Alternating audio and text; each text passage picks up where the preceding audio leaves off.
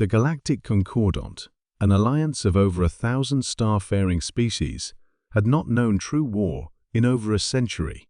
Disputes were handled by diplomatic cause, border tensions soothed by economic treaties. But that fragile peace shivered on the edge of oblivion when sensors detected a vessel entering the neutral zone beyond Sector JX9. It was not one of theirs. High Admiral Raxol Thuan of the Varelian fleet stood before the massive holo display in the central command dome aboard the flagship Serenity of Order. His compound eyes narrowed as he watched the unfamiliar ship breach the edge of concordant space. It did not respond to hails. Its transponder was unknown. Its energy signature, volatile. Species classification? He asked coldly. The science officer clicked his mandibles nervously. It matches no concordant vessel. However, telemetry aligns with archived data from the Terran uplift crisis. Sir, this may be a human ship. A hush fell over the command dome. Humans. The name carried weight like gravity in the soul. 2 centuries ago, humanity had exploded onto the galactic stage. Their first contact had been violent, accidental, and explosive. A mining operation gone wrong, a Varnaxi envoy ship destroyed, and then a war. But the war had lasted only 19 days. Humanity's retaliation had been fast, strategic, and overwhelmingly effective. After that, they had vanished without a trace into what concordant scholars labeled Soul Exclusion Zone. Their systems had gone dark. No transmissions. No ships. No further contact. They became legend. Ghosts. Until now. The alien ship, floating towards Sector JX9, was massive, over 5 kilometers long, bristling with armored plating and flanked by strange rotating energy pylons that seemed to distort local space-time. Every scanner that tried to penetrate its hull reported nothing but static and reflected telemetry. It was as if the ship were a hole in the galaxy. Raise alert level to Crimson, Raxol Thuan ordered. All border fleets are to hold formation. No one fires unless I say so. But have every ship ready. Yes, High Admiral. Across the quadrant, sirens blared. Dreadnoughts powered up their weapon cores.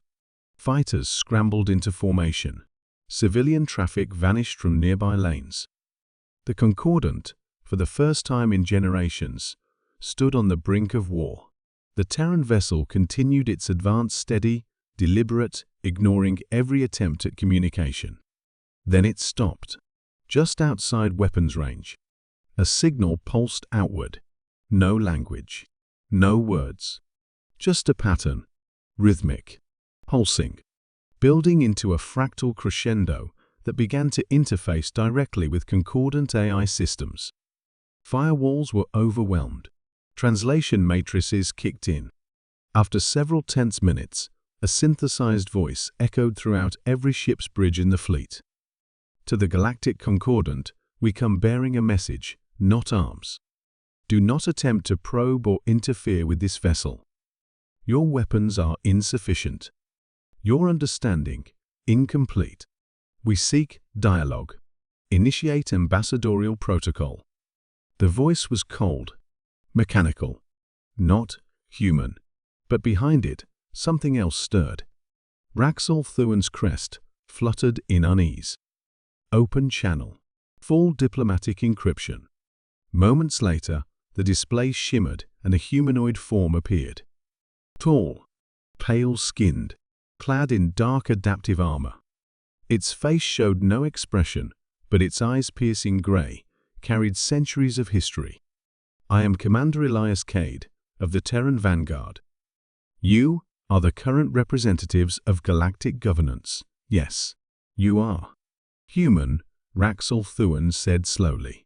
We thought your kind had withdrawn permanently. We had, Cade replied, but the galaxy has grown complacent. Weak. Threats stir the galactic rim. Entities you are not equipped to handle. We offer aid, not alliance. Humanity does not return to kneel but to prevent extinction. Raxel Thuan exchanged glances with his command staff. "What threat do you speak of?" Cade's eyes narrowed. "The Ravaloth swarm, a super entity from beyond map space. They consume entire planetary systems. You have not encountered them yet, but we have. We stopped them once, barely. Now they return, and you come as saviors." "No," Cade said. "We come as veterans. You may choose to listen, or perish. That is the extent of our offer." The screen cut out. Within seconds, concordant channels erupted into debate.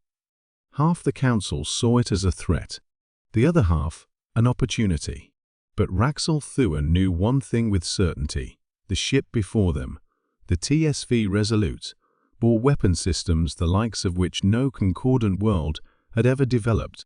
Gravity-based railguns, hyperspectral shielding, AI subroutines capable of rewriting enemy targeting arrays mid-battle. This was not just a warship. It was a warning and a promise. Moments later, the Terran ship launched a data packet. Encrypted but accessible schematics, enemy fleet, formations, and battle simulations against the Ravaloth threat. The numbers were dire. The Concordant had 10 cycles. Then the swarm would reach the frontier. In a sudden shift of policy, the Concordant High Council voted unanimously to open formal communication channels with the Terrans. For the first time in centuries, humanity had returned to the galactic stage not as conquerors, but as shepherds of survival. And across the stars, every species, every empire, watched the sky with new eyes. Because the legends were true, and the humans were back.